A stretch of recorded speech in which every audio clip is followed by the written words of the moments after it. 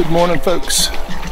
This is the Saluda River below Lake Murray in South Carolina. Today's the second day of the kayak bass fishing trail series and pro series event on Lake Murray.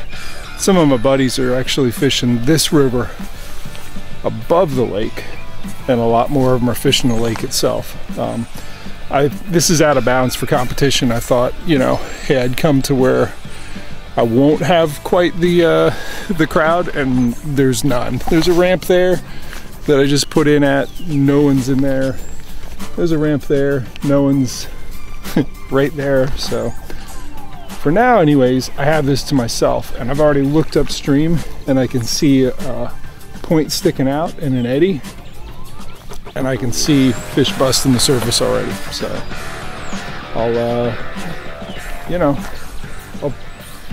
spend this morning checking out this section of river. I fished it below here in the Congaree a couple days ago, and then I'm gonna head over to the kayak bass fishing awards ceremony for the day 2 of the trail, and say hello to some folks there. But for now, let's get this in the water. I will show you briefly. Super clear water here. I've been fishing some muddier water with this jackhammer with the big 5-inch diesel minnow, fishing the gold and some other stuff. I'm switching over to fairly large but clear water shad type presentations. We'll see if that's what's going on out here. That's what's getting busted up in that eddy. We'll go find out. So before I launch, I want to share a little tip. I do a lot related to making sure that my lures smell right using the Liquid Mayhem. Another way that you may want to, especially if you put sunscreen or bug spray, or if you use tobacco or anything else where, you know, you're gonna get some unnatural smelling things, some man-made things on your hands. Get some of this silt, some of this sand, and just the abrasion of it and the natural smell of the river. That way you are not going to transfer unnatural smells to your baits. It's the little stuff. That is some little stuff. Details. So in this super clear water, it pays to move in with stealth. It pays to have, you know, your natural and even somewhat clear, translucent baitfish profiles. And I know that they were biting up on this current seam up here. I saw them as soon as I pulled the truck down. Some big blowups. They may be striper. I don't know. But even if there are striper, there's going to be some big bass mixed in. I'm moving it slow. This water's still cold. I think for sure being right below the dam, it's even a little chillier than the section of river above the dam.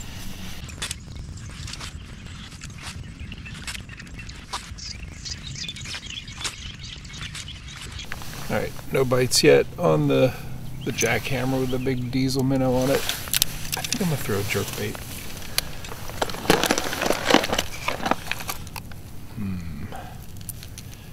Yep, old Lucky Craft Pointer 112 MR in Ghost Minnow.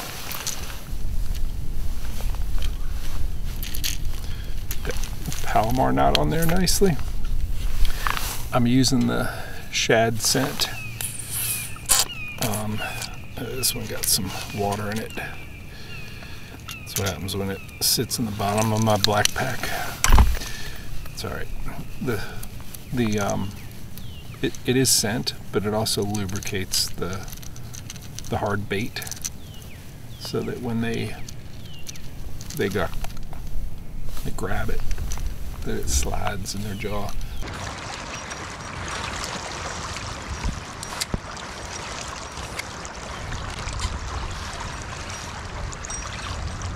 So it splits here, moving upstream. I got shallow water there, but this little chute is a little bit it's narrower, it's calmer. That'd be a good place for some largemouth.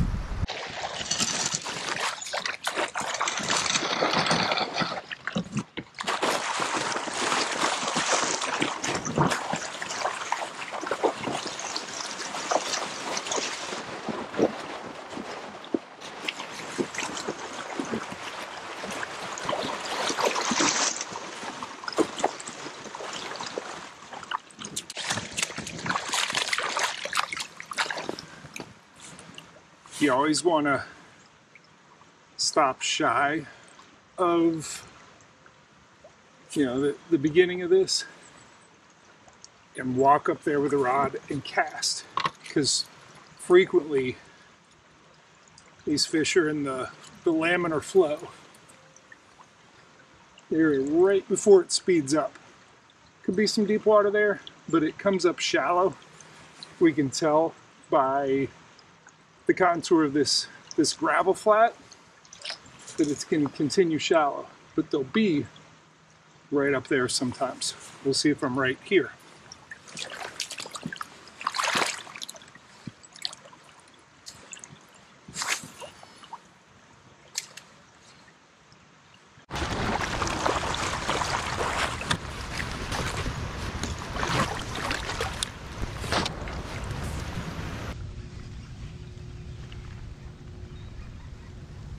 Man, I've caught nothing for so long. I mean, it's been all morning and I've got nothing going. And then this big fish, I don't know what it is. Finally, I get one to hit. It's a good one. Man, it's a big largemouth.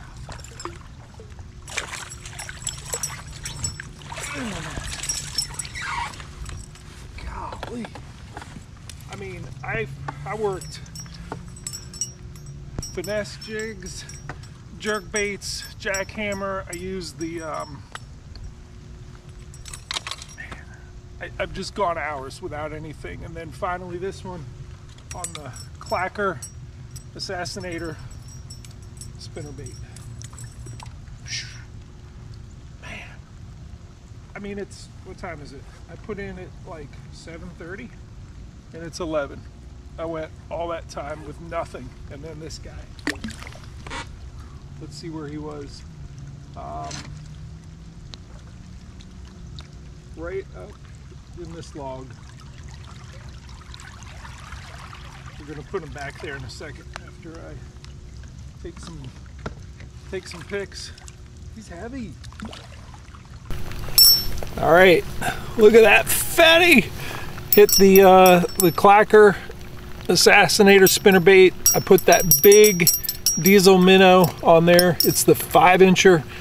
These blades bang together and got this big fish to come out from under the log to see what the commotion was all about. I do want to acknowledge that even in this clear water, you know, I'm throwing straight braid on there just because it is so snaggy up in that stuff that I'm like, yeah, I didn't even want the fluorocarbon leader to get in that mess and see, you know, it and provide, really the knot would provide ways for them to wedge it in that wood down there. So, man, I'm so happy to catch this fish. All right. 19 inches, 4 pounds, 7 ounce. I gotta tell you, I'm kind of glad that I'm not in the competition right now. I'm not in the KBF tournament, because I would be spinning out this late into the day to, you know, really only get one bite. But maybe they're turning on. Who knows? But that is a good start for the day, and totally worth the couple miles that I dragged up through, you know, the riffles to get to this big fish. Maybe there'll be a few more. Hope so.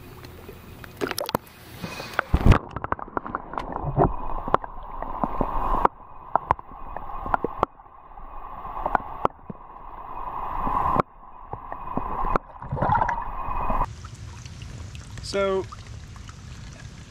the presentation for this particular, for the last fish I caught with this, it's a little bit faster than slow rolling.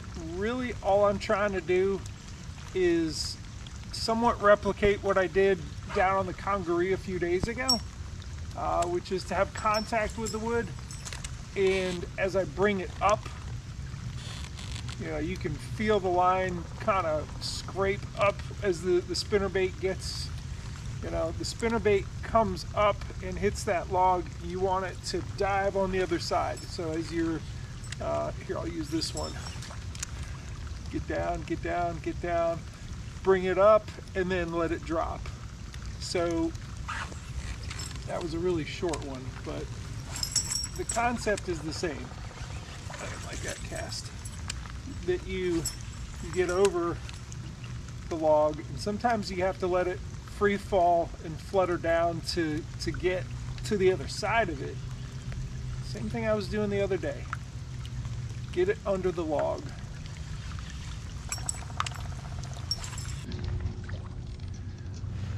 So if you're not snagging every once in a while, you're not getting as aggressive as you need to with the with where you place the spinnerbait. This spot I had actually cast way up into there, and I had as much collision as I could possibly have. I mean, I put it way up in there, and I was back a good ways. Come across that log, kill it, run along the edge of this log. I guess this is as far as I go. All right, I think I'm ready to head back down to the truck, drive somewhere, get a nice hot cup of coffee. I'll keep checking this spinnerbait as I go, but I think we ought to go check out how things are going in the tournament. We're gonna catch up with Chad.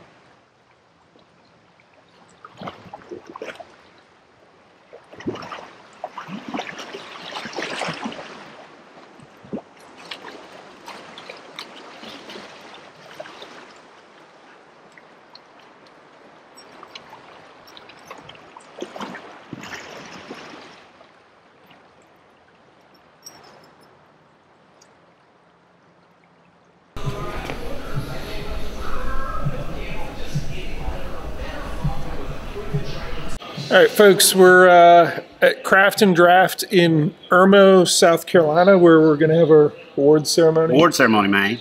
About to give away some loot and some hardware and some checks, some actual big checks, and then some actual checks come later, electronically or physically. Some people opt for that. I'm just pleased because, like, yesterday I was watching, you know, from our Airbnb as I was editing stuff, and like, it was backwards. It was cut off. No, it wasn't even that. It was just the cut off of you know. When, you mean the leaderboard was cut off? Yeah, yes. I did that on purpose. I know, to create that anxiety. But this is 24 hours later, and I have this privilege of looking at the leaderboard from the backside. Hey, the backside privilege. But when you've got literally quarters of inches in the top 5 separating anglers, it doesn't give them the foregone conclusion. I also here's where it really hit home for me. Okay. That I should turn it off. Mm-hmm. The family's watching. Okay. They're so much more excited when they find out via reveal. It's not the same if you already know and you're just watching the award ceremony. It's just a different creature when you're not 100% sure and you see your husband, brother, wife, cousin, uncle standing up there. It's the same strategy as me putting like half of my YouTube videos on Facebook. Yeah, right exactly. At the cliffhanger. It's called the hook. The hook. It's the teaser. In this case, we just de-hook them for a little bit and just see if we can catch them again.